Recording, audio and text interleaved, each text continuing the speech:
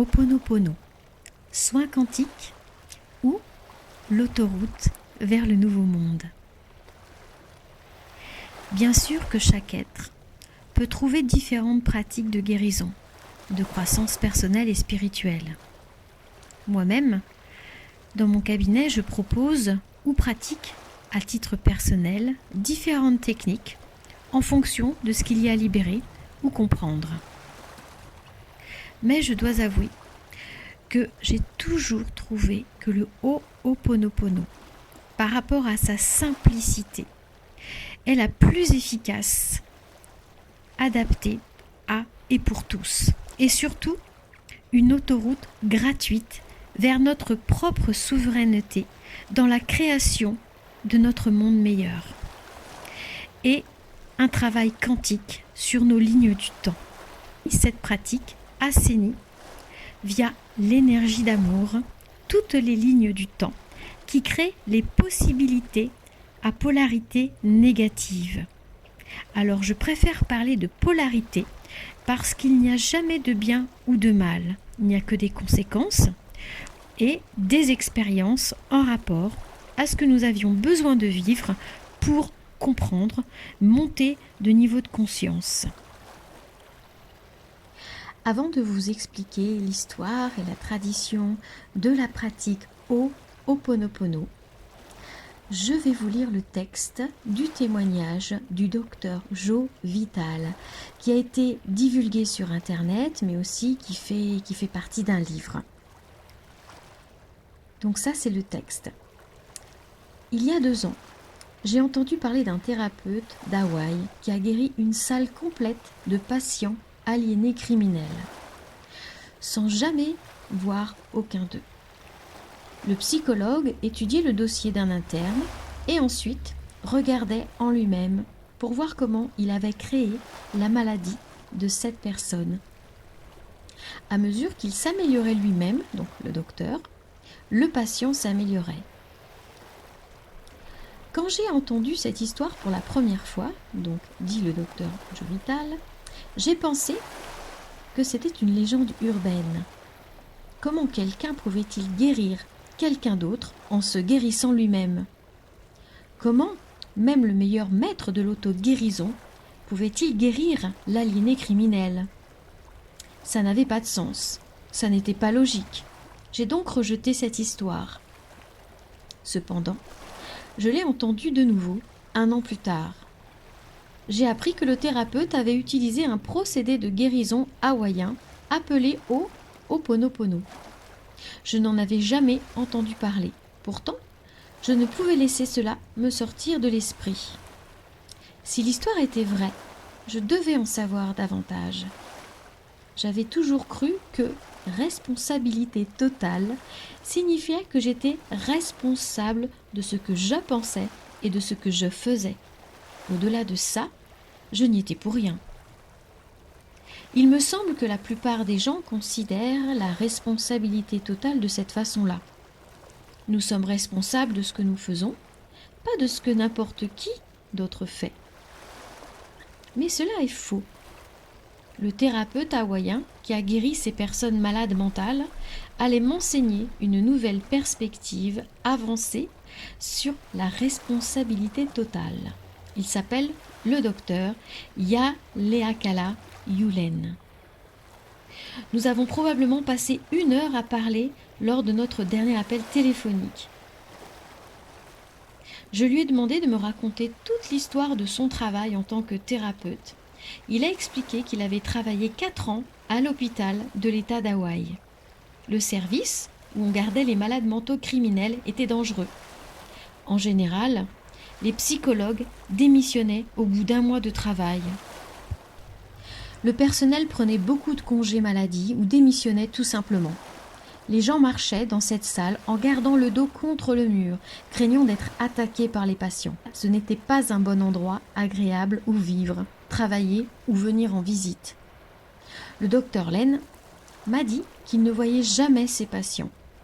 Il accepta d'avoir un bureau et de voir les dossiers. Pendant qu'il regardait les dossiers, il travaillait sur lui-même. À mesure qu'il travaillait sur lui-même, les patients commençaient à guérir. Après quelques mois, des patients que l'on avait dû attacher avec des sangles furent autorisés à circuler librement, m'a-t-il dit. D'autres, à qui l'on avait dû prescrire des médicaments très puissants, commencèrent à les réduire. Et ceux qui n'avaient aucune chance d'être relâchés furent libérés. J'étais stupéfait. Pas seulement cela, poursuivit-il, le personnel commença à aimer venir travailler. L'absentéisme et le déroulement du personnel prirent fin. Nous avons fini par avoir de plus en plus de personnel, plus que nous n'en avions besoin, puisque les patients étaient relâchés et que tout le personnel se présentait pour travailler. Aujourd'hui, ce service est fermé. C'est là que je devais poser la question à 1 million de dollars. Qu'est-ce que vous faisiez en vous-même qui amenait ces gens à changer? Tout simplement, je guérissais la partie de moi qui les avait créés, a-t-il dit. Alors je ne comprenais pas. Le docteur Lane m'a expliqué alors que la responsabilité totale pour votre vie signifie que dans toute votre vie, simplement parce que c'est dans votre vie, c'est de votre responsabilité. En un sens littéral, le monde entier est notre création. Oui, c'est difficile à avaler. Être responsable de ce que j'ai dit ou est-ce que j'ai fait, c'est une chose. Mais être responsable de ce que chacun m'a dit ou fait est une toute autre chose. Pourtant, la vérité, c'est que si vous assumez la complète responsabilité de votre vie, alors tout ce que vous voyez, entendez, goûtez, touchez ou expérimentez de quelque façon est de votre responsabilité parce que c'est dans votre vie. Cela signifie que les activités terroristes, le président, l'économie, le coronavirus, que ce soit vous qui l'expérimentiez et que vous n'aimiez pas ça, mais cela vous revient de les guérir. Il n'existe pour ainsi dire que des projections venant de l'intérieur de vous. Le problème n'est pas en eux, il est en vous et pour les changer, vous avez à vous changer. Je sais que c'est difficile à entendre et encore plus à accepter et à vivre vraiment. Le blâme est beaucoup plus facile que la responsabilité totale. Mais à mesure que je parlais avec le docteur Lane, j'ai commencé à réaliser que la guérison pour lui, et dans le Ho'oponopono, signifie s'aimer soi-même. Si vous voulez améliorer votre vie, vous devez guérir votre vie. Vous voulez guérir quelqu'un, même un criminel malade mental, vous le ferez